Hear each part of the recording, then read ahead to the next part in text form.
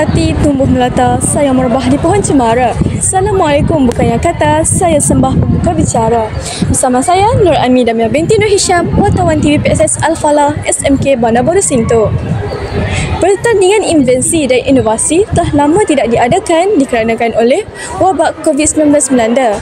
Kini, buat julung-julung kalinya, pertandingan invensi dan inovasi peringkat antarabangsa berjaya dilaksanakan di Medan, Indonesia selama 5 hari pada 23 Februari hingga 27 Februari 2025. Seramai 10 orang pelajar SMK Bandar Baru Sinto telah dihantar ke sana untuk mewakili sekolah.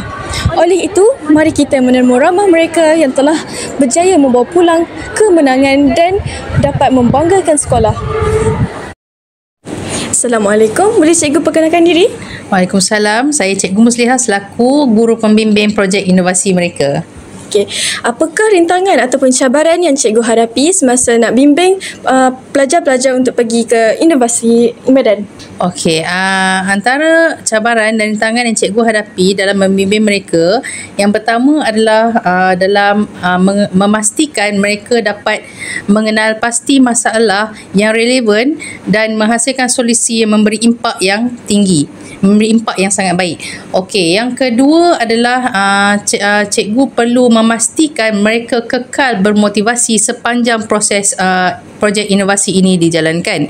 Dan yang ketiga, cikgu perlu memastikan mereka dapat menguruskan stres dengan baik supaya mereka dapat membuat projek inovasi ini di peringkat antarabangsa dengan baik dari segi kerja berpasukan dan menangani stres.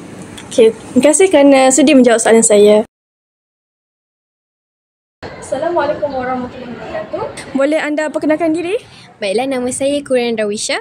Nama saya Dihaifah binti Muhammad Syaful Nizam. Dan kami dari kelas 3 Arif.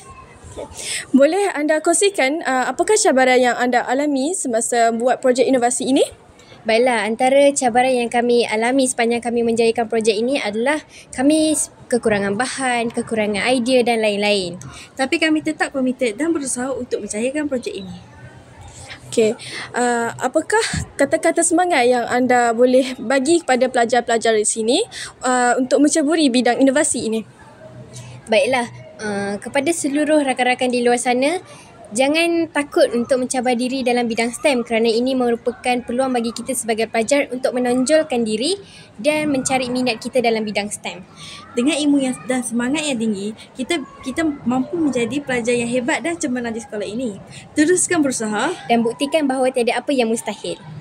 Terima kasih kerana sudi menjawab soalan saya. Dengan ini, berakhirlah temu ramah kita pada hari ini. Saya akhiri ucapan saya dengan wabillahi taufiq wal hidayah. Wassalamualaikum warahmatullahi wabarakatuh. Sekian, terima kasih.